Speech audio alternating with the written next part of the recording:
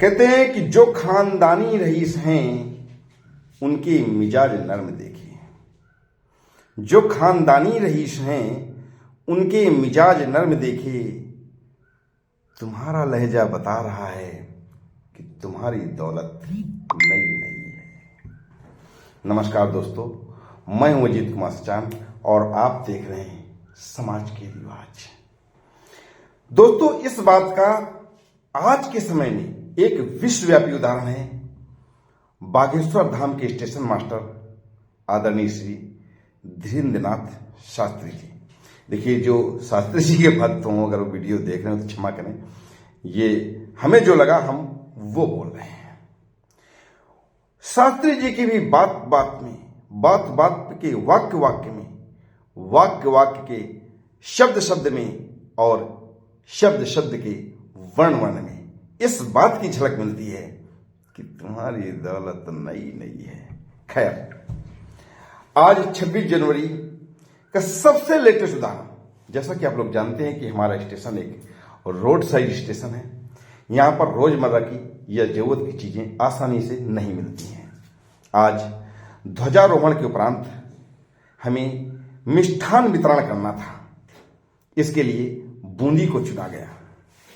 अब यहां आसपास कहीं बूंदी नहीं मिलती, एक आध जगह मिलती भी तो वो बहुत घटिया क्वालिटी की बनाते हैं, सही नहीं बनाते हैं। पास में 15 किलोमीटर दूर करीब एक कस्बा है कायमगंज। हमने एक लड़के से कहा कि बेटा फला होटल में चले जाओ और वहां से इतने किलो बूंदी ले करके, हमारी एक ट्रेन आ रही है, गार्ड साहब के साथ उनके ब्रेक में रख देना। बेचारा वो बच्चा गया और वहां से उसने बूंदी खरीदी। 3-4 पैकेट में थी बूंदी। कायमगंज स्टेशन आया और गाड़ी आई। जब उसने गार्ड साहब के साथ रखना चाहा, ये बात बताई, तो गार्ड साहब ने बूंदी रखवाने से मना कर दिया। अब लड़का बड़े उलझन में फंस गया। क्या किया जाए भाई, यहां भाई कार्यक्रम होना है और 15 किलोमीटर तक उसको भी अपने काम से जाना है। 26 जनवरी सब जगह कार्यक्रम होता है, तो ये बूंदी कैसे पहुंचेगी? बड़ा परेशान हो गए।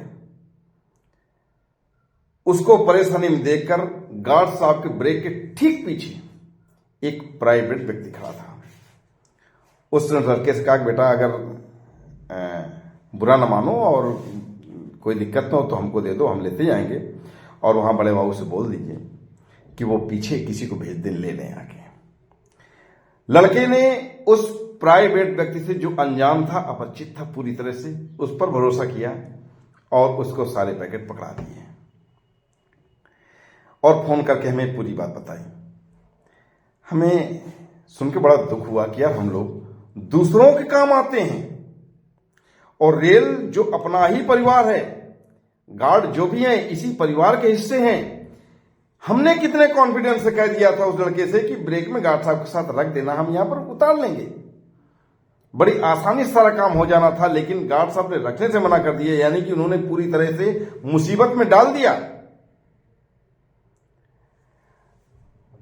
और एक प्राइवेट और अनजान व्यक्ति ने मदद की। खैर, हम पीछे पहुंच गए अपने पॉइंट्समैन को लेकर के। वहीं हमारे स्टेशन सफाई वाला सफाई कर रहा था। गाड़ी आई और रुकते रुकते उसका ब्रेक और वो उस व्यक्ति का डिब्बा आगे निकल गया। उस व्यक्ति ने देखा कि आसपास कोई नहीं दिख रहा है, तो बेचारा उतर के खुद स्टेशन की ओर जा रहा था पैकेट देने। तब तक हम लोगों ने देख लिया, उसे आवाज दी, भैया हम लोग यहां पर हैं। खैर रुका और उसने सारे पैकेट हमको दिए। हमने गार्ड साहब को नमस्ते की और गार्ड साहब से कहा, गार्ड साहब अगर रख लाते इसमें तो क्या परेशानी थी इसमें? तो बड़े एटीट्यूड से बोले, नहीं नहीं सॉरी सर, क्षमा कीजिए, हम ऐसा काम नहीं करते हैं। मतलब उनके लहजे से झलक रहा था कि आज की तारीख में इससे ज्यादा गंदा काम कोई नहीं हो सकता है कि 26 जनवरी में बांटने के लिए मिष्ठान उनके ब्रेक में रखकर आ जाए। हमने हंसते हंसते गार्ड साहब से कहा, गार्ड साहब आपने कर्मयोगी पाठ्यक्रम नहीं किया अभी? तो बोले नहीं किया है। हमने कहा तो क्या सीखा आपने? हमारे प्रधानमंत्री जी ने सरकारी कर्मचारियों को कर्मयोगी पाठ्यक्रम करवाने में कई हजार करोड़ रुपया बर्बाद कर दिया। आपने क्या सीखा? अगर आप ये रख देते, वो लड़का ब्रेक में रख देता और ले आते, तो इसमें कौन सा बम रखा था या कौन सा चरस गांजा अफीम रखा हुआ था जिसकी वजह से आप ये कहने कि इस्लामा ऐसा काम नहीं करते? भाई अगर आपके साथ किसी का झगड़ा हो जाए तो हम तो नहीं है कि हम ऐसा काम नहीं करते, वो ऐसा काम तुरंत पहुंचेंगे आके, जो कुछ भी हो। और ये व्यक्ति जो बेचारा कुछ जानता नहीं था, ये ले आया। तब तक हमारा सफाई वाला बोला, अरे साहब क्या उससे बात करते हो, वो पॉइंट्समैन था वहां पर गंजडुवाला में। हमने कहा ओहो, पॉइंट्समैन से ये गार्ड बने हैं, आप समझ रहे हैं ना। जो खानदानी रईस है वो मिजाज रखते हैं नर्म अपना, तुम्हारा लहजा बता रहा है, तुम्हारा लहजा बता रहा है, तुम्हारी दौलत नहीं